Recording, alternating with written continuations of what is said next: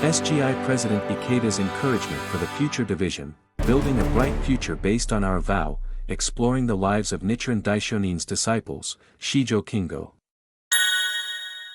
Chanting Nam-myoho-renge-kyo in both suffering and joy. On October 2, 1960, I set out into the world on a journey for peace.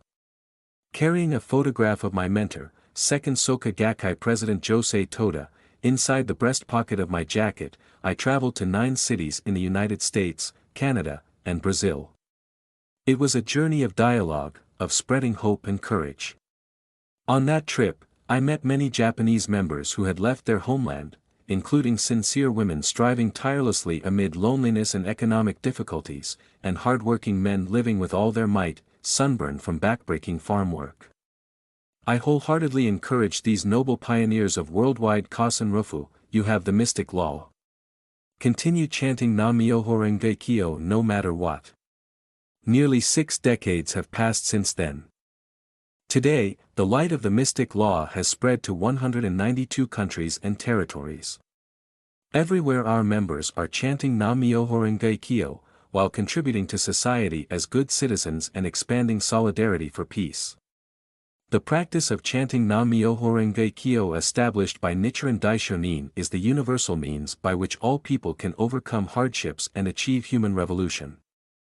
Shijo Kingo and his wife, Nichiren, are admired by members around the world as exemplary disciples brimming with invincible spirit. Let's take a close look at their lives and the Daishonin's encouragement to them.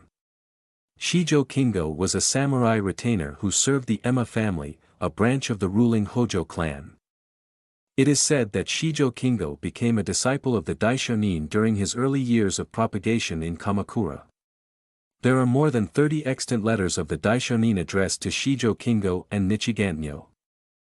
At the time of the Tatsuno-kuchi persecution, on September 12, 1271, when the authorities leveled trumped-up charges against the Daishonin and sought to have him beheaded under the cover of darkness, Shijo Kingo rushed to his side, ready to die with him.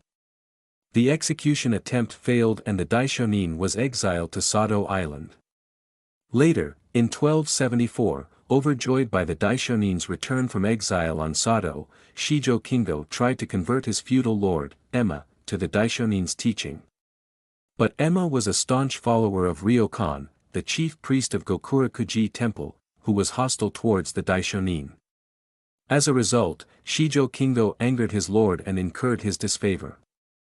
In addition, some of Shijo Kingo's fellow retainers spread false rumors about him. He became increasingly isolated and attempts were also made on his life.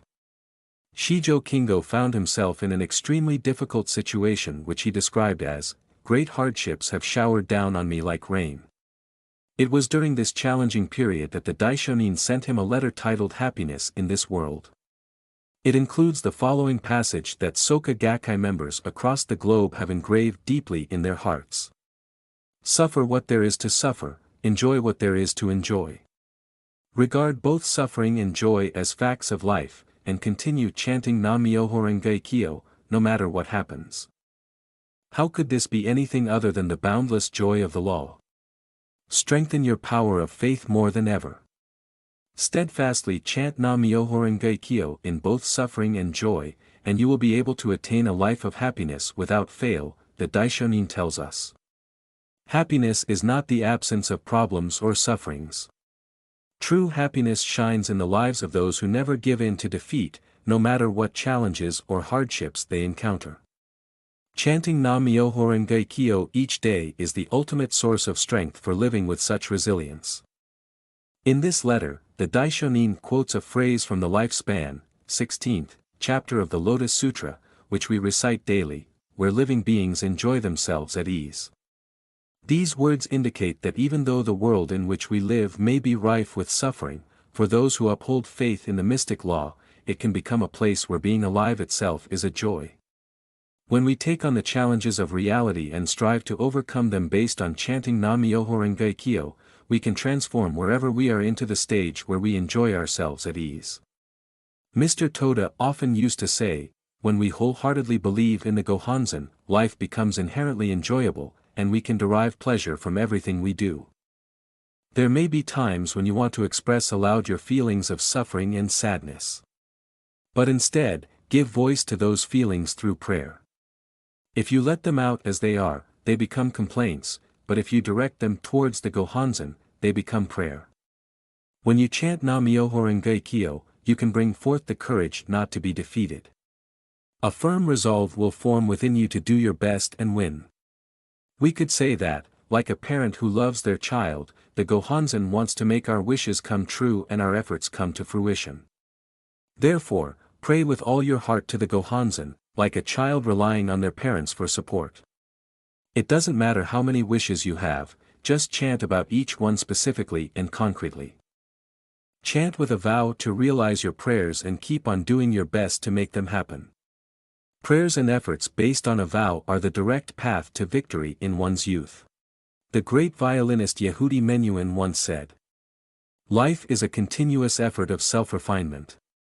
Mr. Menuhin first learned of Nam-myoho-renge-kyo from an SGIUK Women Division member. As a musician, he was impressed by the beautiful sound and rhythm of Nam-myoho-renge-kyo, and he remarked that he had often repeated the phrase to himself during strolls and other activities.